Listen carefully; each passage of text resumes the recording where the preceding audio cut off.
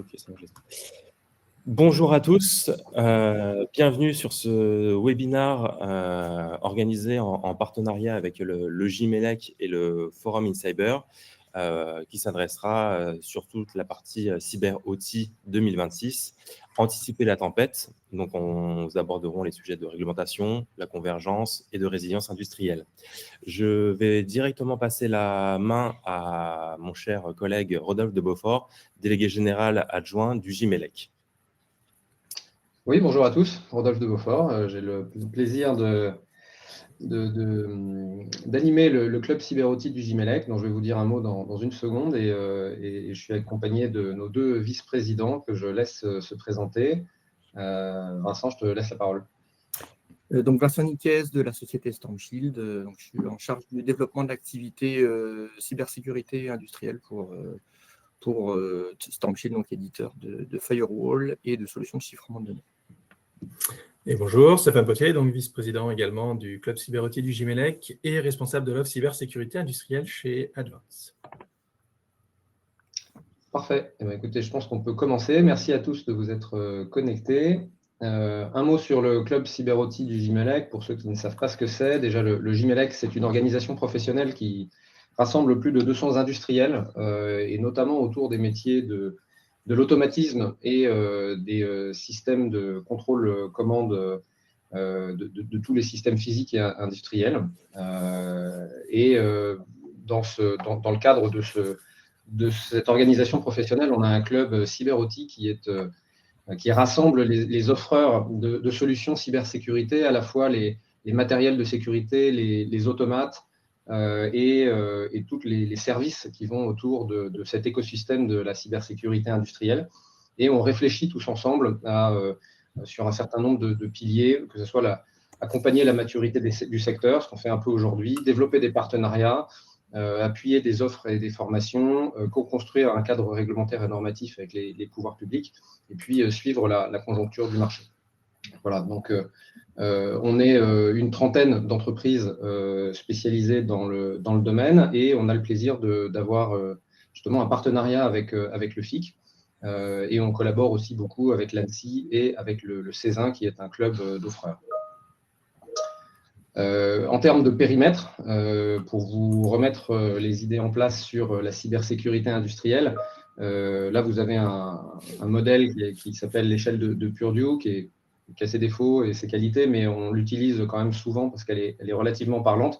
Et vous voyez qu'on va se retrouver dans un écosystème industriel avec des couches basses, c'est-à-dire des capteurs, des actionneurs, des robots qui sont sur le terrain, en passant par les automatismes, la supervision et le contrôle, et puis la gestion des opérations. Là, on est dans l'écosystème finalement Operational Technology, qui sont d'ailleurs gérés en termes de cyber par une norme qui s'appelle IEC 62443, et dans un contexte où historiquement on parle beaucoup de sûreté opérationnelle, qui est un concept très important dans les usines et pour l'intégrité des personnes qui y travaillent. Et vous voyez que finalement, c'est un écosystème qui se connecte de plus en plus, et Stéphane nous en parlera, avec le monde de l'IT, qui là est un monde que je ne présente pas, qui est bien connu, hein, qui est les serveurs, le web, l'entreprise. Et toute la question de la cybersécurité industrielle repose sur la connectivité avec le web, avec l'IT et les spécificités opérationnelles qui composent finalement le cœur de l'OT. Alors, comme je vous l'ai dit, dans le club cyber-OT, on a beaucoup d'entreprises différentes. Ça nous permet de couvrir un très large scope de services et d'accompagnement autour de l'écosystème cyber. Donc là, on vous a mis un petit résumé qu'on ne va pas détailler là tout de suite, mais c'est pour vous dire qu'on couvre vraiment de la prise de conscience initiale jusqu'à l'anticipation et la gestion des incidents, en passant par le maintien en conditions de sécurité, sur lequel on vient de publier un livrable dont on parlera à la fin de ce webinaire. Voilà, donc on couvre vraiment avec nos acteurs l'ensemble des étapes, et ça nous permet de vous offrir finalement une vue un peu holistique des enjeux autour de la cybersécurité industrielle. Voilà pour cette introduction. Et ce que je vous propose, c'est de rentrer tout de suite dans le cœur du sujet avec notre première partie sur justement la digitalisation et la convergence IT-OT dont je viens de parler. Et qui de mieux pour nous en parler que Stéphane, à qui je laisse la parole. Merci Rodolphe. Alors, cette notion-là de digitalisation, hein, de convergence, on en parle, c'est quoi? Alors, cette notion de convergence, il faut vraiment la voir sur deux aspects, sur deux plans. Le plan technologique et le plan gouvernance. Ce qu'on voit, hein, c'est qu'au départ, l'IT, l'OT, là, c'était deux réseaux totalement séparés qui communiquaient même pas entre eux. On avait des gouvernances complètement distinctes, hein, des équipes métiers focusées sur la partie opérationnelle et des équipes IT, forcément, qui étaient en charge plutôt de la partie informatique, bureautique et gestion. Ce qu'on voit hein, aujourd'hui, donc là, on est sur une phase où l'IT et l'OT sont plutôt très connectés, commence à converger, on est vraiment pile entre les deux là. On est en phase dans laquelle on a réellement des matériels, des technologies IT qui sont utilisées massivement dans l'OT. On est en train d'avoir en termes de gouvernance un rapprochement entre les deux équipes. Hein. Avant, l'IT et l'OT ne se parlaient pas, c'était très conflictuel.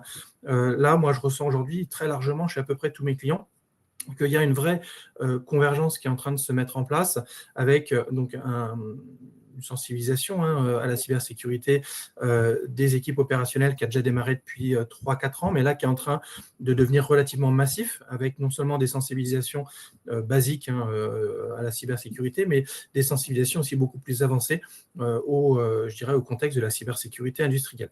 Donc là, on est vraiment sur une convergence aujourd'hui, actuellement, avec des objectifs communs, avec des technologies qui deviennent communes, mais on n'est pas encore, je pense, à part quelques industriels qui sont en avance, bien entendu, hein, il y a toujours des personnes et des entreprises qui sont un petit peu plus en avance que d'autres, mais cette notion de cyber-physical system, de jumeaux numériques, de security by design, très honnêtement, aujourd'hui, on est au début hein, de cette évolution. Cette gouvernance partagée en termes de gouvernance IT-OT partagée, on est encore vraiment au balbutiement. C'est-à-dire qu'encore aujourd'hui, le poste de responsable cybersécurité est extrêmement lié à la partie IT. Quand il y a des responsables de cybersécurité industrielle, ils sont, eux, très souvent aussi dépendant plutôt des équipes aujourd'hui encore opérationnelles. Il y a très peu d'organisations en fait, qui sont très matures par rapport à ça, avec une vraie gouvernance cyber globale, cohérente, commune, et une cybersécurité côté IT vraiment plutôt côté DSI, et une cybersécurité OT qui soit, je dirais, cohérente par rapport à la fois aux problématiques opérationnelles et, je dirais, à la gouvernance globale souhaitée au niveau cybersécurité. Mais on voit cette tendance-là qui est quand même assez forte. Hein. Moi, j'ai vu l'évolution ces 2-3 dernières années. On est passé réellement, je dirais, si on prenait les 5 niveaux affichés, on était vraiment au niveau 1 ou 2 en partant du haut il y a quelques années. Là, on est en train de s'orienter très rapidement. Je pense que dans les 2 prochaines années, on va réellement s'orienter vers une gouvernance commune et intégrée. Donc ça, c'est vraiment, je dirais, l'évolution assez rapide de la cybersécurité OT qui est en train de se faire. Alors, il faut quand même rappeler hein, vraiment ces enjeux de la cybersécurisation et de la digitalisation. Hein, donc, c'est quoi c'est qu'on est absolument aujourd'hui obligé d'aller hein, dans cette tendance-là. On ne peut pas rester comme avant, de se dire non, pour finalement rester dans un niveau safe au niveau cybersécurité, on va conserver des systèmes qui sont complètement isolés, on va arrêter cette digitalisation. Non, aujourd'hui, c'est vital. Hein, il faut absolument optimiser les processus métiers. Il faut absolument, je dirais, répondre aux besoins du marché. Hein. Aujourd'hui, on est sur un marché qui doit être absolument agile. Hein. Il faut aller vers la production le plus proche possible de la demande. On le voit sur les coûts de l'énergie hein, qui sont extrêmement aussi impactants sur la partie, je dirais, de la santé économique d'une entreprise, d'être en mesure d'optimiser sa consommation énergétique en fonction des coûts, en fonction des produits, entre guillemets, qu'on va produire qui demandent plus ou moins d'énergie. On le voit, il faut être aujourd'hui hyper connecté, il faut être en capacité d'analyser en temps réel toutes les données, et ça nécessite d'être digitalisé au niveau de l'outil de production et surtout d'être extrêmement interconnecté entre les systèmes de production et les systèmes qui vont gérer ces données-là, hein, qui sont soit sur l'IT, soit sur les data centers de l'entreprise, soit carrément sur le cloud. Hein. Donc je dirais, hyperconnectivité, il faut pas se la masquer parce que sinon, on a une perte de compétitivité qui va pas nous permettre d'être justement sur le marché en bonne position. Alors, cette convergence, cette digitalisation, donc elle est absolument clé. Sur ce petit schéma que j'ai mis là, en fait, c'est quoi?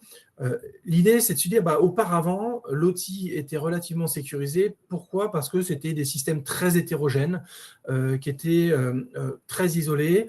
Donc ça, c'était un bouclier très efficace finalement contre les cyberattaques, puisque les attaquants se retrouvant face à une multitude, je dirais, d'équipements qu'ils ne connaissaient pas, de technologies, de protocoles qu'ils ne connaissaient pas.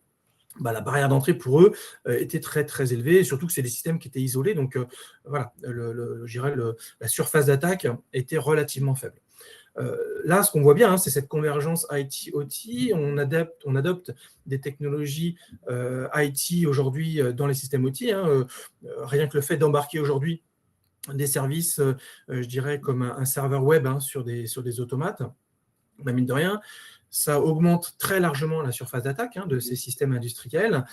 Et donc, grosso modo, l'idée, c'est de se dire cette convergence, finalement, elle a un risque très fort, c'est de lever cette protection. On n'a plus de système isolé, on n'a plus de système hétérogène. On a des systèmes aujourd'hui qui sont plutôt basés sur des operating systems type Linux embarqués, qui vont être du coup très bien connus par les attaquants, qui vont être très homogènes au niveau des systèmes industriels. On va en retrouver à peu près partout.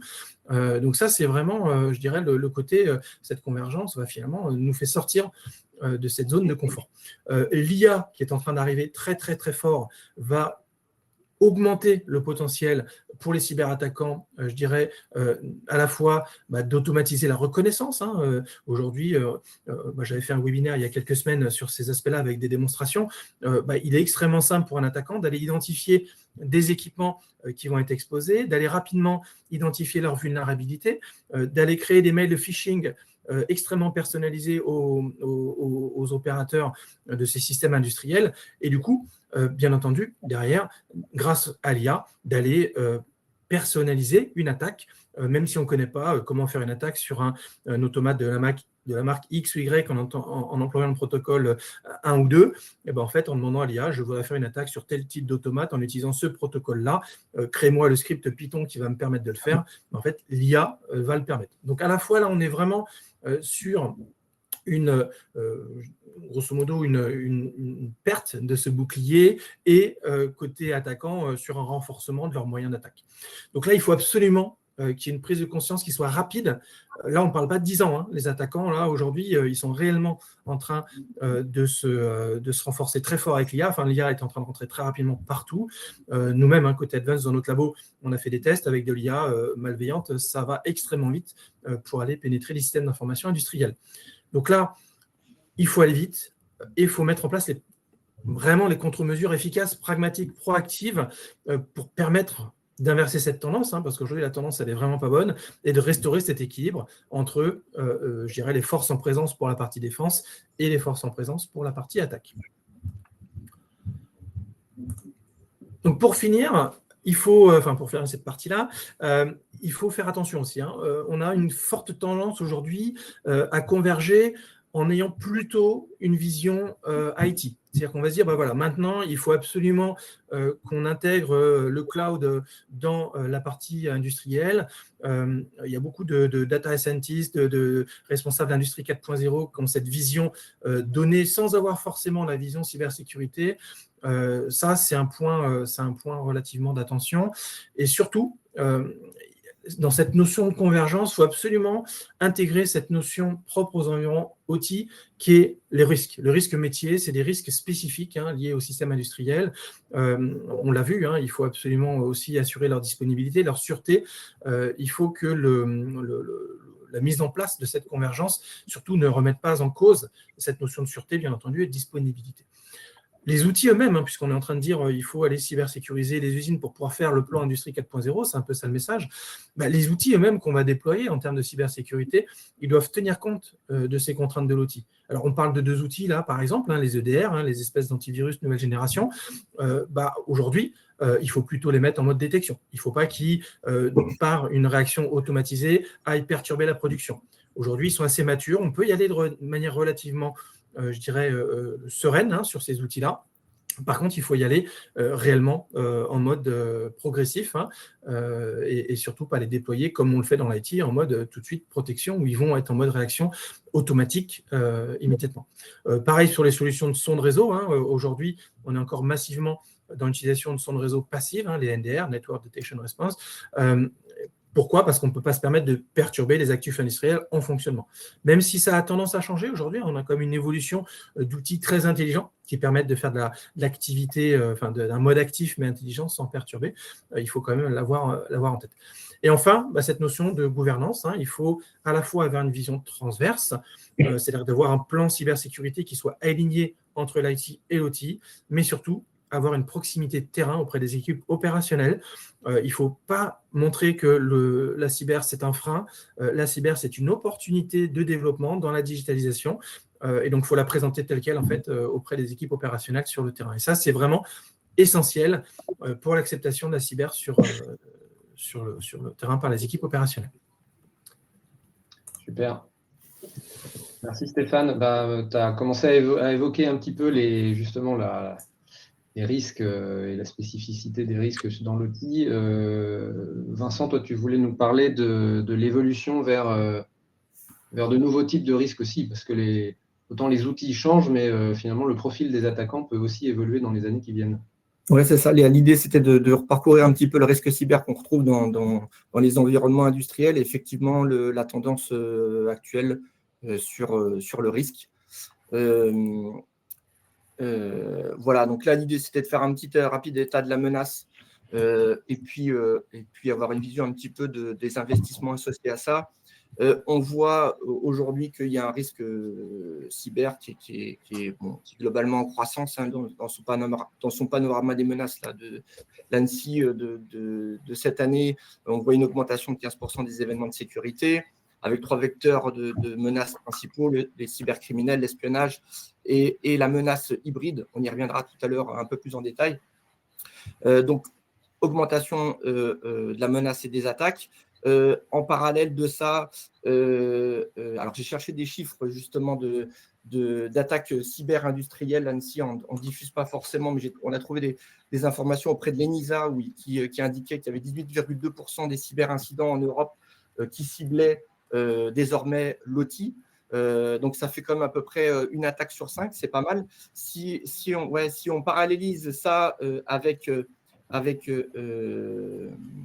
les données de la Banque mondiale qui indiquent que le secteur industriel représente 16,8% du PIB de la France, ça veut dire que finalement, en termes d'attaque, les environnements industriels sont quand même plutôt pas mal ciblés.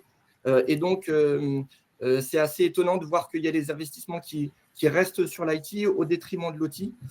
C'est aussi lié à une conjoncture actuelle où on va prioriser les budgets. Et effectivement, il y a des décisions qui doivent se prendre. Et c'est un peu dommage de voir que il y a pas autant de budget que ça qui est prévu sur les environnements. Pour sécuriser les environnements industriels.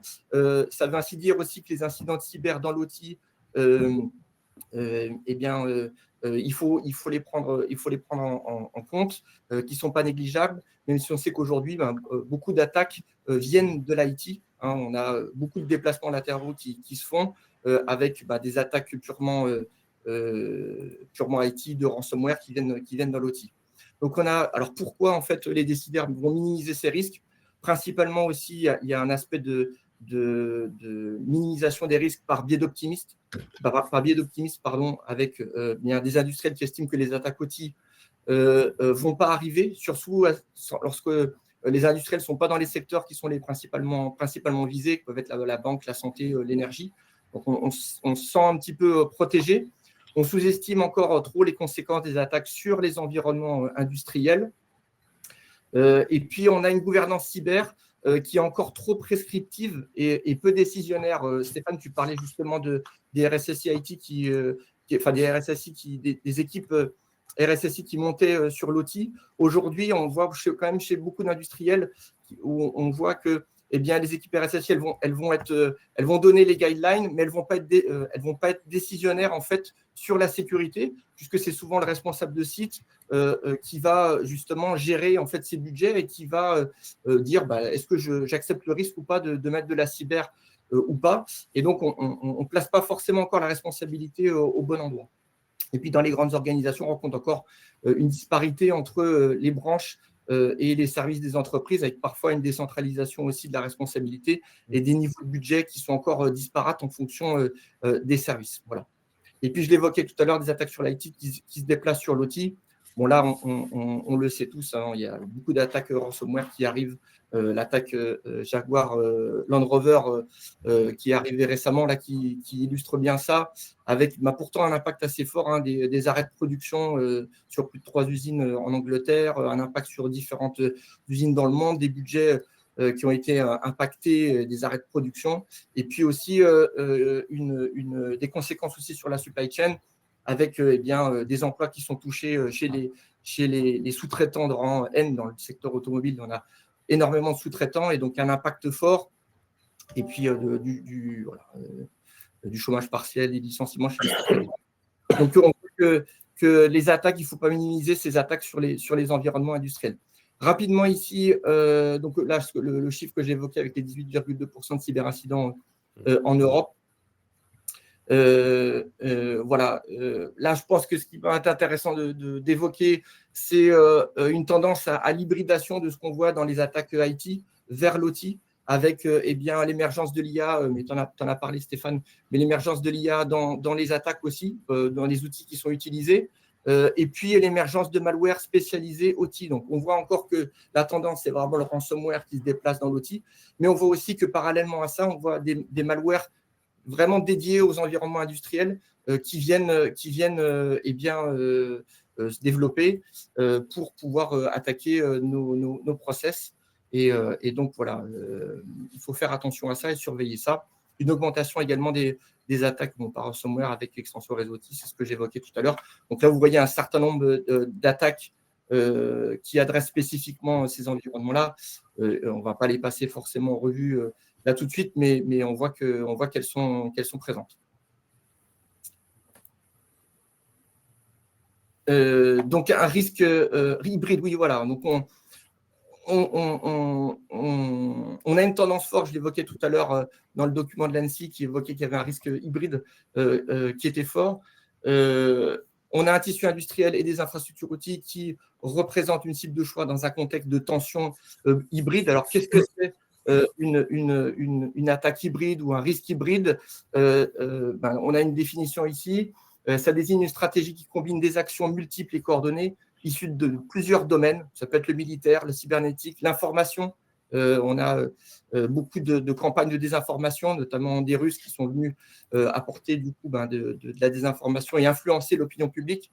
On a différents axes pour déstabiliser un adversaire, déstabiliser un État et sans déclarer ouvertement une guerre. Donc ça, c'est une grosse tendance. Et la cybersécurité industrielle, eh bien, elle rentre dans ce cadre d'attaque hybride, particulièrement les environnements industriels, les environnements outils. On sait qu'ils peuvent avoir un impact sur les personnes. On sait que les environnements industriels, eh bien, c'est de l'eau, c'est du pilotage de l'eau, du pilotage de l'énergie, du pilotage du transport. Donc, quand on veut attaquer et affaiblir un État, eh bien, ce risque hybride, en fait, il est à prendre en compte pour les environnements industriels.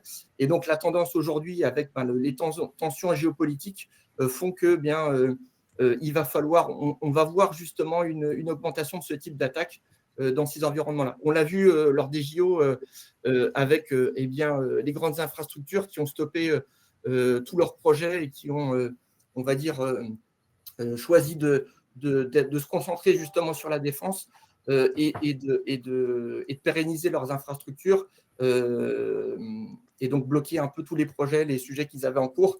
On se rend compte que dans ce cadre, particulièrement des JO, on peut avoir des États qui veulent nuire sur un État. Et donc, il y a une forte fort développement, je pense, de cette menace auquel il va faire gaffe, et principalement sur ces environnements industriels. Voilà, et on a des annonces qui vont également dans ce sens-là. Je pense particulièrement au discours du chef d'état-major au Salon des maires là, qui a lieu au mois de novembre, qui précisait un contexte, on va dire, international particulièrement grave, avec une préparation au conflit, les États-Unis qui se désengagent de la sécurité, on va dire, du continent européen pour se concentrer sur l'Asie. Voilà, donc des précisions qui ont été faites sur le rôle de la société civile, des collectivités, des industriels, pour se préparer justement à des crises potentielles, dont les crises cyber, des risques globaux, géopolitiques, militaires et cyber. Donc, c'est vraiment ça qui a été poussé. Donc, il faut préparer les territoires. Il faut que les industriels soient concernés par le sujet et que, eh bien, ils se disent bien que leur outil de production peut être impacté également par ce risque hybride. Voilà, et puis, on a également ce document de la revue nationale stratégique 2025 qui appuie également justement sur ce risque hybride, donc, qui est publié par le secrétariat général de la Défense et de la Sécurité nationale. Eh bien, donc, on a quelques verbatims ici qui illustrent bien le fait que eh bien, les infrastructures critiques et les filières industrielles stratégiques eh bien, sont une cible de choix et qu'il va falloir augmenter la cybersécurité et eh bien, travailler sur cette souveraineté justement sur ces infrastructures et donc là, ça va être important de suivre ça. La chaîne de valeur qui est mondialisée également, la dépendance accrue donc aux technologies numériques, la cybersécurité industrielle donc, qui constitue un défi central, les attaques cyber contre les systèmes industriels qui peuvent avoir des conséquences physiques graves, c'est ce qu'on disait tout à l'heure. Voilà, et bien de travailler sur le Secure by Design aussi dans nos architectures pour justement bien prendre en compte dans le cadre de cette digitalisation les volets de cyber.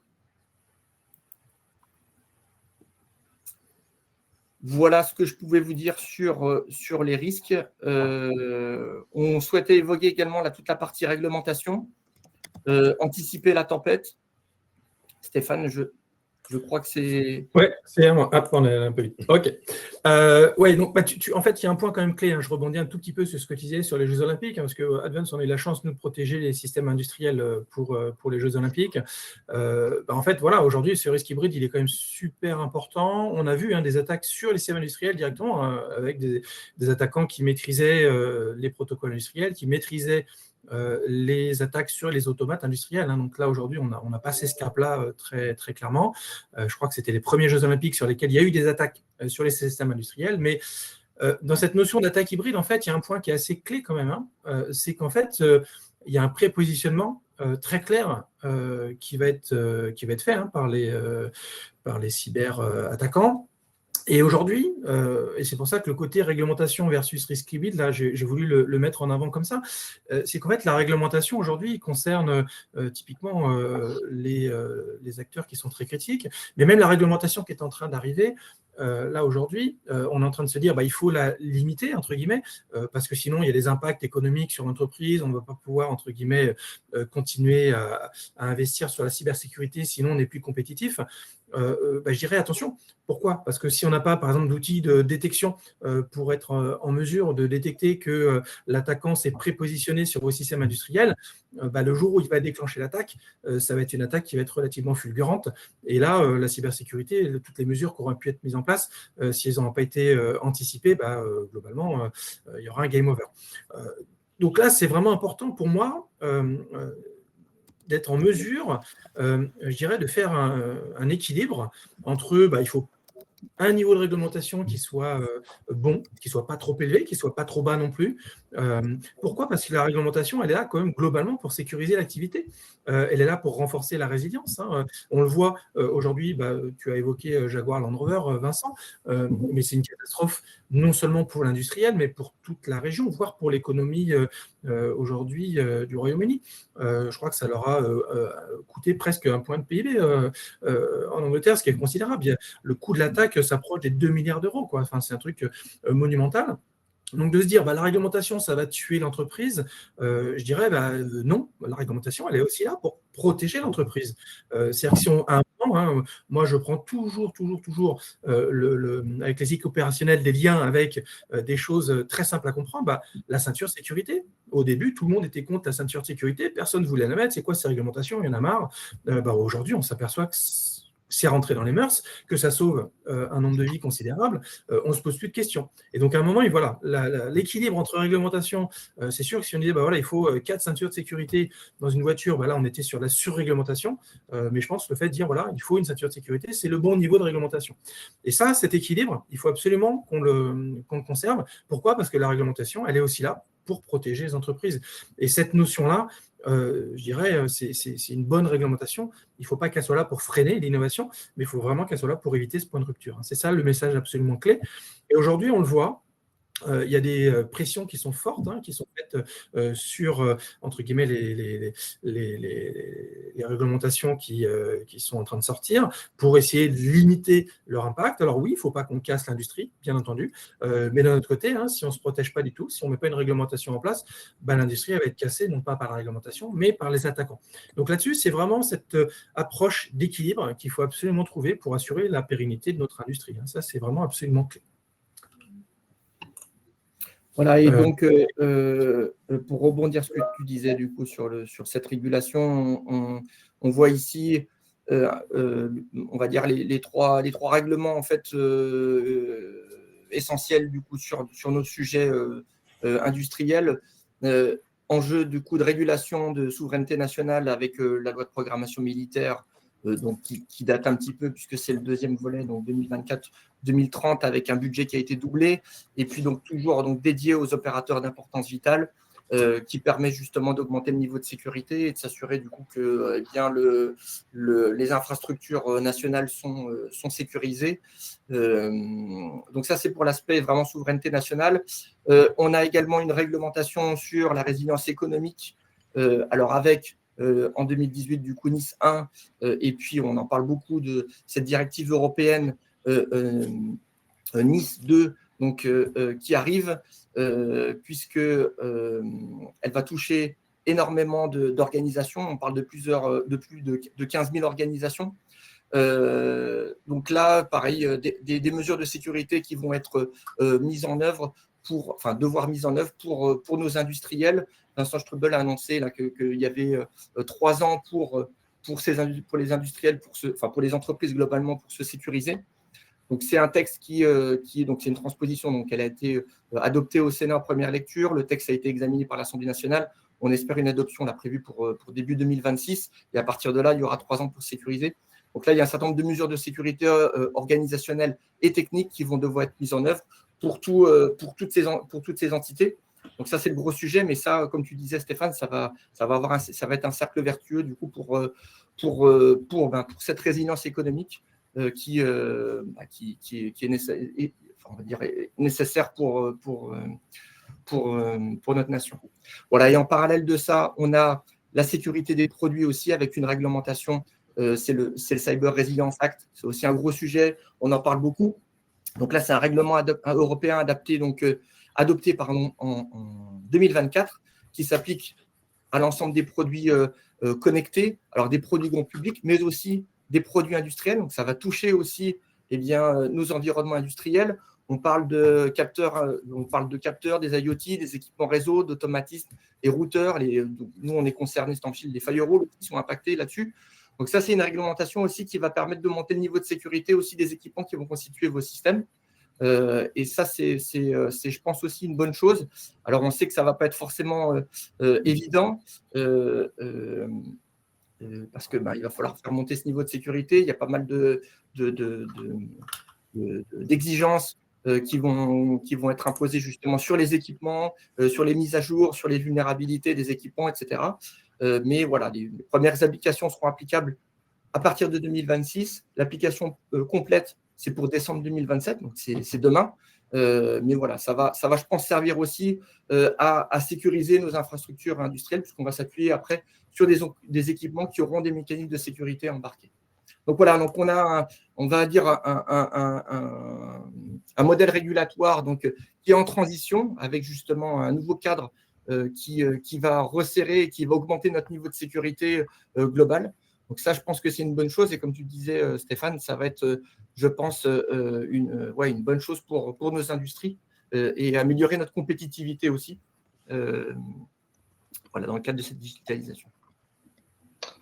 Merci, merci Vincent. Alors, je vois qu'on a quelques questions qui commencent à être posées dans le chat, donc ne vous inquiétez pas, on les voit. On y répondra juste à la fin du webinaire. On voulait passer une quatrième partie, finalement. Tu mentionnes le fait qu'on est, d'un point de vue de la réglementation, dans une phase de transition. Les transitions, c'est pas une excuse quelque part pour s'arrêter de ramer. Donc, on voulait refaire un point avec vous sur pourquoi finalement continuer d'investir et finalement travailler même dans une certaine mesure en anticipation des réglementations en 2026. Et donc, je te laisse la parole, je crois, Stéphane, pour nous dire un mot sur ce sujet qui est vraiment crucial. Et c'est pour ça qu'on l'a appelé anticiper la tempête. Parce que c'est pas au milieu des vagues et du force 12 qu'on peut réagir de manière sereine. Tout ça, ça se prépare. Et donc, je te laisse la parole sur ce sujet. Ouais, exactement. Donc, on voit pourquoi cette notion de tempête. Alors, je pense que le terme est quand même plutôt bien adapté. C'est qu'on a deux potentielles tempêtes qui vont se croiser en plus. On a un front qui arrive, qui est la réglementation, qui est quand même impactante d'un point de vue business. Et puis, on a l'autre front qui est en train d'arriver, de cyberattaques potentielles. Donc, c'est deux fronts, entre guillemets, en termes d'équipe, organisation cyber chez les clients, il y a un impact assez fort. Donc, globalement, ce qui est important aujourd'hui, c'est qu'il faut comprendre quand même que le tissu d'experts, entre guillemets, en cybersécurité, en système industriel même, aujourd'hui, de trouver des bons responsables de maintenance, des bons automaticiens, c'est des ressources qui deviennent très rares. Donc la base restreinte, que ce soit des experts cyber, des experts en automatisme, est en train de se réduire, très honnêtement. Aujourd'hui, on a pas mal de craintes par rapport à ça. Donc la base, elle est restreinte et elle n'est pas en croissance forte. Et c'est un enjeu finalement très stratégique pour la filière industrielle. On l'a vu, si on se renforce pas sur ces aspects-là, on ne pourra aller que vers la désindustrialisation. Et donc vraiment, il faut mettre un point clé sur ce côté. On a peu d'experts. Et en plus, il risque d'être extrêmement chargé vis-à-vis de ces deux tempêtes qui arrivent. Donc, il faut absolument anticiper. Ça, c'est extrêmement important. Il faut anticiper, donc à la fois, je dirais, mettre en place les premières mesures assez rapidement, pas attendre, je dirais, la mise en application forte des réglementations qui arrivent ou les cyberattaques un petit peu ardues qui pointent leur bout de leur nez, et monter en compétences en interne. Parce qu'en fait, souvent, le frein, il n'est pas forcément aujourd'hui uniquement chez les fournisseurs de services cyber. Moi, j'ai des clients, ils me disent, non, là, je ne peux pas investir en 2026 parce que je n'ai pas la gouvernance en place, parce que je n'ai pas les équipes. Il me faut des références cyberindus, parce que c'est bien beau d'avoir une belle roadmap, une feuille de route cyber qui dit, voilà, il faut faire ci, il faut faire ça. Mais s'il n'y a pas les équipes opérationnelles pour la mettre en œuvre, cette feuille de route, s'il n'y a pas d'équipe pour être en mesure de réagir sur un incident, parce que je prends l'exemple d'un SOC. Aujourd'hui, on a des SOC industriels, donc des espèces de superviseurs de cybersécurité qui permettent de voir, entre guillemets, l'attaque en temps réel, donc d'anticiper, bien entendu, les mouvements de l'attaquant, de bloquer l'attaquant, mais mine de rien, avoir un impact sur un système industriel, il n'y a que les opérationnels qui peuvent le faire. Aujourd'hui, une réaction, je dirais, malencontreuse d'un expert cyber qui ne connaîtrait pas bien le système industriel pourrait amener à un suraccident. Donc, il est absolument indispensable d'avoir des équipes opérationnelles sur site qui soient compétentes à la fois sur leur métier, mais aussi sur la cybersécurité industrielle pour être en mesure d'agir efficacement le jour où il y a une cyberattaque. Ça, c'est vraiment clé. Donc, cette notion de recrutement, de montée en compétences, parce que c'est souvent via de la montée en compétences interne, elle est absolument cruciale et elle est longue. Il ne faut pas croire qu'on fait monter un responsable de maintenance en expertise cyber en 6 mois, 12 mois. Et c'est plutôt un chemin sur 24 ou 36 mois.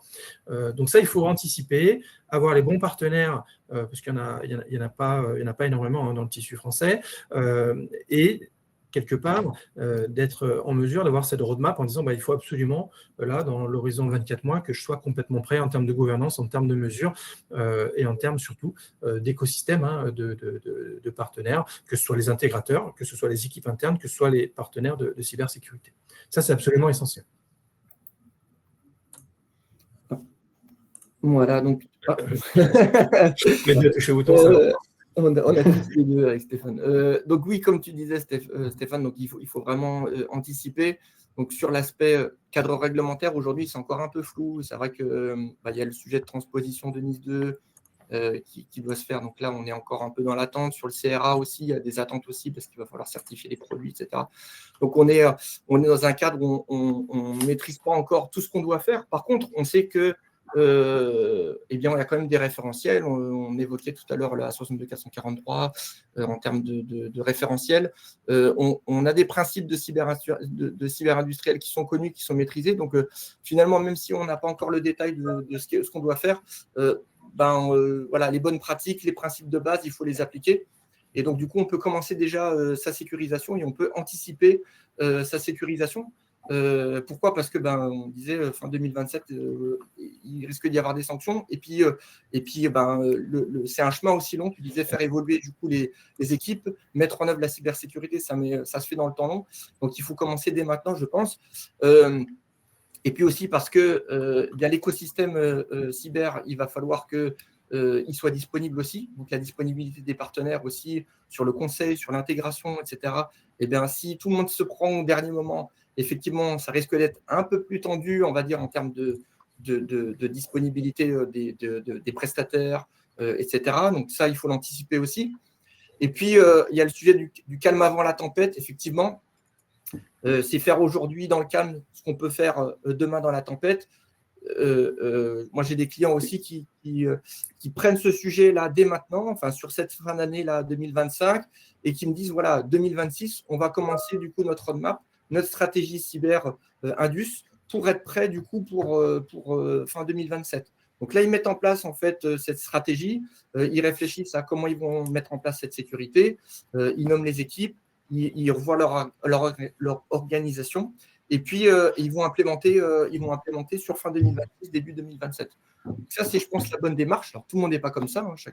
Chacun voit sa stratégie. D'autres vont être plutôt attentistes en disant, bon, ok, on va attendre vraiment de savoir ce qui se passe pour mettre la sécurité. Là, l'idée, ce n'est pas de faire la surqualité non plus, hein, c'est de positionner aussi le bon niveau de sécurité et de démarrer, en fait, plutôt tôt et doucement, en fait, pour pouvoir être prêt et pouvoir anticiper justement toute cette réglementation. Alors, pour être sur un côté, je dirais, positif, hein, alors positif, si on réagit, mais clairement, la cybersécurité, elle est là aussi pour apporter de la valeur. L'idée, on l'a bien expliqué, c'est qu'il y a un contexte, je dirais, extérieur qui est relativement hostile, mais globalement, la cybersécurité, il faut vraiment la voir comme un levier stratégique pour réindustrialiser. D'accord ? On le voit, on est en retard, bien entendu, sur la digitalisation, mais globalement, il y a quand même beaucoup de projets aussi digitaux qui sont en train d'être mis en place en France. Il ne faut pas non plus toujours voir le côté noir de la médaille. Là, aujourd'hui, clairement, il y a une vraie volonté d'aller vers les IoT, d'aller vers les projets de digitalisation. Enfin, il y a un mouvement extrêmement positif en France via cet aspect-là. Par contre, il faut absolument, mais ça, c'est vraiment absolument un message clé que je vais faire passer, c'est que toute cette digitalisation, tous ces projets, si on ne met pas la cyber en tant que prérequis, en tant qu'étape initiale, globalement, ça va être un échec. Alors pourquoi ? C'est que nous, on a l'habitude, par exemple, de faire tout un tas de tests d'intrusion sur des produits. C'est un peu la même idée. C'est qu'une fois que le produit, la R&D est finie, qu'on a fini complètement le design, qu'il est prêt à être commercialisé, on se dit, tiens, ah mince, mon client me demande de faire un audit de sécurité sur cet équipement. Advance, pouvez-vous faire un audit ? Très bien, on fait un audit, on trouve des failles qui sont critiques, qui peuvent être logiciels, qui peuvent être matériels. Autant vous dire que sur le cycle de développement du produit, sur le cycle de sa mise sur le marché, là, ça en prend un coup, parce qu'il faut repasser par la case R&D, repasser par la case design, et là où on était à quelques semaines de sortir le produit, on se retrouve à 18 mois de sortie du produit. Alors que si la cybersécurité avait été anticipée dès le départ en mettant clairement la cybersécurité dans le projet, le célèbre Security by Design, là, en fait, la mise sur le marché aurait été à temps, comme prévu. Et ça, c'est un point clé, en fait, d'aller mettre des capteurs partout dans les entreprises sans à aucun moment se poser la question de est-ce que ces capteurs sont sécurisés? Est-ce qu'ils ne sont pas finalement là pour augmenter la surface d'attaque? Est-ce que l'attaquant ne va pas tout simplement, par une attaque via un service cloud de ce capteur, être en mesure de rentrer sur mon système industriel? Ça, c'est des questions qu'il faut réellement se poser. Mais globalement, surtout, ne freinons pas les projets digitaux, d'accord, mais ne lançons pas non plus de projets digitaux sans au préalable avoir étudié l'impact cyber de ce genre de projet. Alors, il y a un chiffre qui est intéressant, c'est quel budget on met sur la cybersécurité industrielle. Quand je pose ce genre de questions, souvent il y a un blanc. Pourquoi? Parce que sur l'IT, finalement, c'est assez simple. On se dit, c'est pas compliqué, on met X% du chiffre d'affaires de l'entreprise sur l'IT. Ça dépend des entreprises, entre 5-10%. Et puis, la cyber, c'est quoi? C'est Y% du budget de la DSI. Et donc, du coup, c'est pareil, 15-20% du budget de la DSI. Donc là, c'est des règles qui sont aujourd'hui assez claires, finalement. C'est qu'on prend le chiffre d'affaires de l'entreprise, on prend, du coup, le budget alloué à la DSI, et puis, boum, voilà le budget cyber IT. Ça marche plutôt pas mal, d'accord. Et sur l'outil, c'est quoi l'équation? Est-ce qu'on prend le chiffre d'affaires de l'entreprise? Ah non, surtout pas. Puisque là, le budget de la cybersécurité industrielle, il est porté par l'usine. OK, on prend quoi? On prend le chiffre d'affaires généré par l'usine? Non, parce que le budget cyber, il est porté par l'équipe cyber qui dépend de la DSI. Et on se retrouve avec un budget de 10 000 €, d'accord. Et du coup, là, forcément, on ne peut rien faire. Donc là, il est hyper important aussi dans la réflexion budgétaire de se dire il faut absolument aujourd'hui investir un budget pour la cybersécurité industrielle qui soit réellement à hauteur des ambitions. Et on le voit sur Jaguar Land Rover, c'était une attaque, pourtant ils n'étaient pas nuls en cyber, ils avaient déjà des systèmes cyber en place, mais du coup, peut-être investir un tout petit peu plus sur certains axes de leur système d'information industrielle aura évité cet impact majeur. Aujourd'hui, il y a pas mal de mes clients qui commencent à se poser la question et de se dire, mais du coup, est-ce que mon outil industriel, il est autonome? Est-ce que si l'IT se fait cyberattaquer, si l'IT est bloqué 2 semaines, est-ce que je peux continuer à produire? Est-ce que je peux continuer à vendre? Et ça, aujourd'hui, mine de rien, dans la résilience, c'est une question clé. Ça, c'est à budgéter en cyberindustriel, de se dire comment je peux continuer à produire et à vendre, même en étant sous attaque côté IT. Et ça, aujourd'hui, malheureusement, très peu de clients prennent en compte cette démarche. Voilà, donc l'idée, c'est vraiment ça, c'est de se dire la cybersécurité, ce n'est pas un coût, ce n'est pas un frein, c'est quelque chose qui permet d'aller de l'avant et qui permet réellement de rester compétitif, voire de gagner des parts de marché sur le marché de vos concurrents. Merci beaucoup Stéphane. Écoutez, pour conclure ces propos liminaires finalement au FIC 2026, on voit que c'est beaucoup une question aussi d'état d'esprit, de mindset et de culture. Il y a différentes cultures. En Chine, ils ont des réglementations incroyables, ils ont une pression, une obligation totale de sortir des guidelines cyber. Avec un niveau de contraintes pareil, chez nous, tout serait bloqué, mais chez eux, il y a des aides massives aux entreprises qui leur permettent d'avancer. Aux US, eux, c'est l'innovation, la disruption. Parfois, ils avancent très vite, parfois un peu trop vite, mais ils ont aussi une grosse capacité, ils ont un gros marteau, donc quand on les attaque, on sait qu'on peut s'en reprendre plein la gueule. En Europe, on a une approche qui est plus équilibrée finalement, où on cherche à développer des réglementations qui sont vraiment le socle minimal de ce qu'il faut mettre en place. Et du coup, en fait, ce qui est important, c'est effectivement, en vrai, in fine, ce qui compte, c'est l'action. C'est pas un texte de loi qui va protéger une usine, c'est ce que vous avez fait pour le mettre en place. Et aujourd'hui, finalement, le message, c'est que, en fait, on sait déjà avant les réglementations quels sont les grands fondamentaux sur lesquels il faut travailler, et investir là-dessus aujourd'hui vous mettra jamais de manière orthogonale par rapport à la réglementation qui vient. Donc ça, on sait accompagner les entreprises dans cette direction, et c'est vraiment important de comprendre que l'attentisme vis-à-vis de la réglementation, finalement, ça tue. Ce qui compte, c'est l'action. Et donc, voilà, on ouvre un peu le débat. Quelles sont les approches les plus durables, les plus intéressantes? On voulait vous inviter finalement à continuer la discussion au CFI du Forum InCyber 2026, puisqu'on y sera tous. Et ce sera intéressant de poursuivre les échanges sur les différents axes qu'on a pu développer ce matin.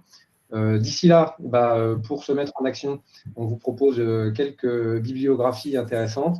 Évidemment, la référence, c'est le guide des systèmes industriels qui vient d'ailleurs d'être publié par l'ANSSI cette année et qui est donc très utile pour commencer à caractériser ces risques et à se lancer dans une démarche opérationnelle. Et puis, quelques livrables qui sont réalisés par le club CyberOT. On vous a mis les liens et donc vous pourrez les retrouver assez facilement sur notre site web sur la mise en place d'un programme de remédiation efficace dans le milieu industriel, un guide pédagogique sur la CyberOT qui va un peu plus loin que sur certains aspects que ce qu'on a pu faire ce matin, et puis la sensibilisation à la CyberOT dans les hôpitaux. On a pris un cas d'usage classique, on va dire, mais ça c'est applicable à plein de domaines différents. Donc n'hésitez pas, et si vous avez besoin d'expertise, on reste à votre disposition au sein du club CyberOT pour répondre à vos questions. Et je laisse la parole à Aymeric pour nous parler de l'année prochaine. Exactement. Merci à tous, en tout cas, d'avoir répondu présent aujourd'hui sur ce webinaire. Donc, effectivement, vous nous retrouverez tous sur la prochaine édition du Forum InCyber et notamment sur le village CFI, qui est tout simplement l'événement associé du forum dédié aux problématiques de cybersécurité du monde industriel. Donc, c'est 3 jours d'exposition, 2500 participants aux conférences, 1 jour de forum pour approfondir tous ces sujets-là. Donc, n'hésitez pas à nous écrire si vous souhaitez être impliqué d'une manière ou d'une autre dans l'organisation de l'événement. Sachez que parmi les nouveautés de 2026, on est en train, justement, en partenariat avec Advance, on n'en a pas forcément parlé là, et le CESIN, d'organiser un challenge Cyber for OT, dont vous retrouverez les informations sur le site internet de l'événement et qui est ouvert à tous. Donc, n'hésitez pas à concourir sur ce challenge. Voilà. Je finirai donc en vous disant qu'on vous attend tous du 31 mars au 2 avril 2026 sur le Forum InCyber. Merci beaucoup. Super. Et je vois qu'on a quelques minutes. Oui. Ça nous permet éventuellement de prendre quelques questions. Stéphane, Vincent, je ne sais pas si vous souhaitez répondre. Philippe nous a posé quelques questions. Je ne sais pas si ça vous évoque quelque chose. Et si vous avez une question à nous poser, n'hésitez pas à le faire dans le chat. Oui, il y a une première question sur l'exemption dans le CRA. Alors, je ne sais pas si Vincent, tu veux la prendre ou… Vas-y, je te laisse la prendre et puis éventuellement je complète. Ouais, ok. Oui, donc le CRA, là, aujourd'hui, il y a la liste des produits essentiels qui vient d'être mise à jour, là aussi. Ça clarifie un tout petit peu la liste des produits qui sont concernés ou pas. Alors, très honnêtement, je n'ai pas encore eu le temps de regarder très, très en profondeur. J'ai survolé la liste hier et elle reste quand même un petit peu floue pour certains points. Donc ça, c'est le problème. Sur les exemptions, alors, il y a 2 types d'exemptions. Il y a l'exemption, en fait, des produits par secteur. Pourquoi ? Parce que ces produits-là sont couverts par d'autres réglementations. Mais globalement, ce qu'on voit dans le CRA, c'est que c'est plus ou moins ce qu'il y a dans les autres réglementations. Enfin, la cyber, aujourd'hui, il n'y a pas de grandes nouveautés. Un point dans le CRA, par exemple, moi, qui me chagrine un tout petit peu, il n'y en a qu'un, c'est qu'en fait, sur cette partie convergence IT-OT, les spécificités de l'OT n'ont pas suffisamment été prises en compte dans le CRA, je trouve. Je vous donne un exemple. On dit aujourd'hui, on n'a plus le droit d'avoir de produits qui utilisent des protocoles non chiffrés, donc on est obligé de mettre des protocoles chiffrés. Dans l'outil, moi, je trouve ça inutile. Aujourd'hui, un protocole chiffré dans l'outil, dans 80% des cas, c'est inutile. On n'a pas besoin d'avoir de confidentialité sur les échanges. Par contre, ce qui est essentiel, c'est d'assurer l'intégrité des échanges et l'authenticité des personnes qui sont en train de communiquer ensemble. Je prends un exemple bête aujourd'hui. On est en train de mettre en place des systèmes, ce qu'on appelle la sûreté ou la sécurité intégrée. On est en train de mettre sur les mêmes réseaux, sur les mêmes automates, à la fois la gestion du process industriel et les systèmes qui assurent leur sûreté. On est en train de faire vraiment ça, une convergence forte sur ces deux réseaux. Mine de rien, aujourd'hui, d'un point de vue cyber, il est absolument essentiel pour éviter des attaques de type man in the middle, pour empêcher une corruption, entre guillemets, de ces messages d'un point de vue cyber, et ben en fait, la signature, hein, le fait de mettre l'authentification de l'expéditeur, ce n'était pas obligatoire. Là, ça le devient avec le CRA, donc c'est très bien, mais de là aller jusqu'au chiffrement, c'est peut-être un petit peu trop. Donc voilà, le genre d'exemple, entre guillemets, sur lesquels cette convergence IT-OT, elle doit être faite de manière intelligente. Mais voilà, donc sur les exceptions, je dirais que c'est plutôt, pour moi, des grands secteurs qui sont exclus du CRA parce qu'ils sont couverts par d'autres réglementations, mais qui sont très similaires d'un point de vue des mesures à mettre en place. Et après, sur les produits, il faut que j'analyse un petit peu plus la liste en détail, mais il n'y a pas l'air d'y avoir beaucoup de produits qui sont exclus, parce que quand même les notions de, par exemple, aujourd'hui, on a à peu près tous les produits qui supportent des protocoles chiffrés, et donc le stockage des secrets est mis dans une puce spécifique dans ces équipements, et si l'équipement possède une puce comme ça, il est soumis au CRA. Donc, il n'y aura pas beaucoup de produits exemptés, à mon avis, du CRA. Et du coup, pour compléter, Stéphane, j'ai juste en tête un gros industriel qui fabrique des équipements et qui rentre dans le CRA, qui tente justement d'influer sur la Commission européenne pour justement un adoucissement on va dire, du niveau de sécurité à mettre en œuvre sur ces équipements, et il n'y arrive pas. C'est un gros industriel. Donc, pour ceux qui sont concernés dans la liste, je pense qu'il n'y aura pas le choix que de s'y conformer. Alors, deuxième question, plutôt commentaire de M. Loudneau, qui est très vrai. Attention, il y a ce qu'il indique, c'est attention, on part du principe que ça existe ailleurs, les contraintes cyber, les mesures. Alors là, le règlement cyber 746 qui ne traite pas de cyber, oui, ok. Ça, de toute façon, globalement aujourd'hui, moi, chez tous mes clients et le CRA, en fait, il y a une problématique qui est intéressante avec le CRA. C'est que c'est un règlement européen, mais la grande majorité, finalement, des fabricants d'équipements, de composants, de machines, c'est des fournisseurs mondiaux. D'accord ? Et donc, en fait, pour produire, entre guillemets, leurs équipements, ils ne vont pas forcément se coller au CRA. Ils vont se coller plutôt à des normes type IEC 62443, ce qui est fait par les grands fournisseurs d'automatisme. Je ne vais pas les citer, mais les membres du JMELEC par ailleurs.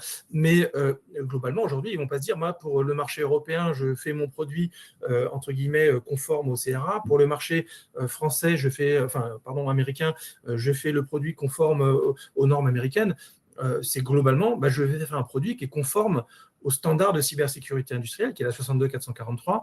Et là, du coup, les questions ne se posent plus. Globalement, les produits qui vont sortir aujourd'hui, qui sont livrés dans le monde entier, du coup, ils seront conformes à tous les standards de cybersécurité mondiaux, parce que globalement, la cybersécurité, c'est la cybersécurité. Les principes de dire on arrête des produits qui n'ont pas de mot de passe, on arrête de mettre des mots de passe faibles ou par défaut, ça, c'est des principes universels et qui sont bien entendu présents dans tous les standards de cybersécurité.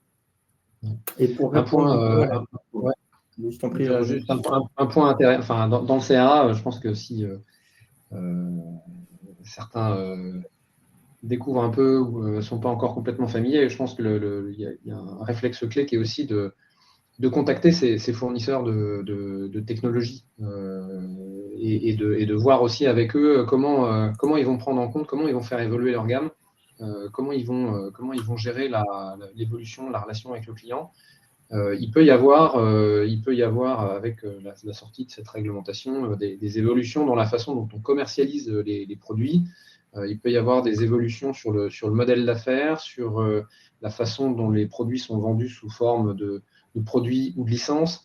Donc ça aussi, ça s'anticipe. Ce n'est pas forcément de la technique, mais ça peut avoir des impacts sur finalement les modalités partenariales de relations commerciales qu'on peut avoir entre le client et le fournisseur. Donc c'est important aussi d'en discuter un peu avec ces différents fournisseurs clés pour savoir quelle est la stratégie qu'ils sont en train d'adopter et finalement pouvoir s'y préparer un peu en avance. Alors, il y a quelques questions qui sont passées plus tôt dans le chat. Du coup, il y a pas mal de commentaires et de questions. Il y a une question typiquement qui est assez intéressante. J'ai parlé confidentialité, de chiffrement, là, il y a 2 minutes. Il y a des personnes qui disent comment appliquer le RGPD. Le RGPD s'applique aux données personnelles. Dans les échanges industriels, un automate qui dit, je dirais, à un actionneur ouvre-toi, ferme-toi, il n'y a pas de données personnelles en dehors des données personnelles du capteur, mais je ne crois pas que le RGPD s'intéresse aux données personnelles des capteurs encore, quoique avec la robotique qui arrive humanoïde, ça va peut-être peut-être se passer rapidement. Mais oui, en fait, cette notion de chiffrement, je parlais vraiment des flux industriels, hein, entre un capteur, un automate, d'aller chiffrer ces choses-là. Voilà, il n'y a pas forcément toujours un besoin.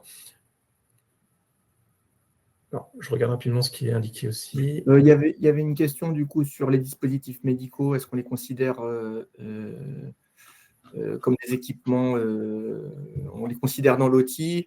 On avait d'ailleurs travaillé avec Rodolphe et Stéphane dans le document sensibilisation à la cyber-OTI dans les hôpitaux. Il y a un volet justement qui est dédié à ça. Donc oui, on le considère vraiment comme, on considère les dispositifs médicaux comme des IoT, au même titre que des automates. Ouais, ils ont les mêmes contraintes en fait. Hein. Dans un hôpital, on l'avait bien fait dans le guide sur les hôpitaux. Hein. Il y a 3 grandes familles de produits. Il y a les équipements biomédicaux, hein, avec tous les dispositifs médicaux. Après, il y a la partie toute IT, parce qu'il y a beaucoup d'informatique IT, bureautique, gestion dans un hôpital. Et puis tout ce qui est industriel, hein, tout ce qui est la gestion de la ventilation, des ascenseurs, des systèmes incendies, tous les systèmes industriels qu'on retrouve dans un hôpital. Et globalement, je dirais, ces systèmes-là sont très interconnectés, ne sont pas du tout segmentés ni ségrégés. Et donc là, ouais, en effet, hein, les dispositifs médicaux, c'est quelque chose qui est absolument indispensable. Et pour moi, il faut les traiter comme des IoT et du coup comme des systèmes industriels. Hein. C'est à peu près les mêmes contraintes. On s'était rendu compte en discutant avec les professionnels hospitaliers que la culture cyber sur justement ces dispositifs médicaux, elle était pas forcément au top parce que c'est des gens qui ne viennent pas forcément de cet univers-là. Donc, ils n'y pensent pas toujours, alors que pour un système incendie ou pour la sécurisation des groupes électrogènes, là, par contre, on va avoir plutôt le réflexe de regarder ce point-là. Donc, effectivement, c'est un vrai point clé. Et là, pour le coup, il y a la vie des patients qui peut être en jeu. Donc, c'est important à regarder. Et c'est un des points sur lesquels on met le doigt dans ce guide sur les hôpitaux. Et il y avait une remarque sur le CRA, sur l'aspect, donc par exemple de M. Bouchot, par exemple de nombreux industriels demandent de la clarification sur le CRA, effectivement, et sur la capacité à certifier du coup les produits. Et c'est vrai que le timing, il va être short, je pense. Et c'est un peu ce qu'on évoquait pendant le webinaire. Il y a ce flou régalien en fait qui doit être clarifié. Effectivement, ouais, je partage. Tout à fait. L'échéance est courte. Très bien. Alors, il y a quelques commentaires sur les logins mots de passe utilisateurs. Oui, tout à fait.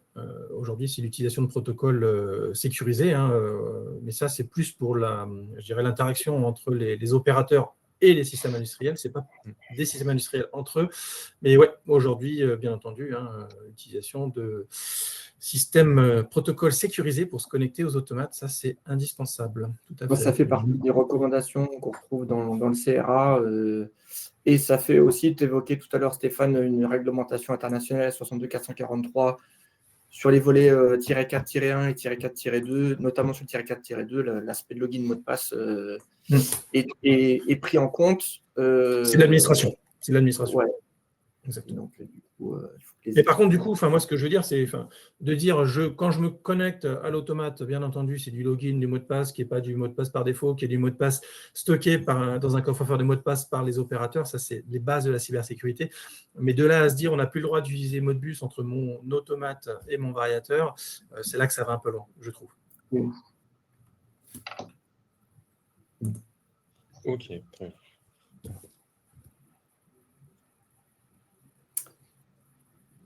Alors, le GIMEC ne travaille. Enfin, je laisse peut-être, Rodolphe, je te laisse prendre la question. Oui, je vois une question qui vient de tomber. Le GIMELEC travaille-t-il avec l'ancien ISA France, renommé en Automation Hub?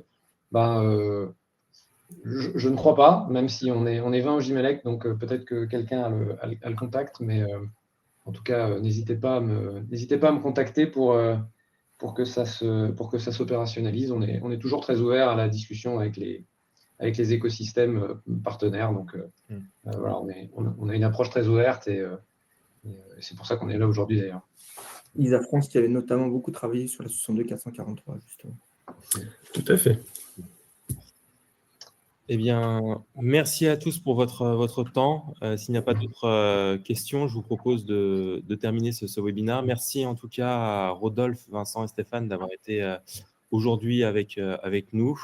Et comme on le disait, on vous attend nombreux sur le forum pour approfondir tous ces sujets, donc du 31 mars au 2 avril prochain. Merci à tous. Merci à tous. Bonne journée. Merci à tous. Bonne journée. Comme ça, on finira de répondre à toutes les questions. Merci à vous et très bonne journée. Au revoir. Au revoir. À bientôt. Au revoir.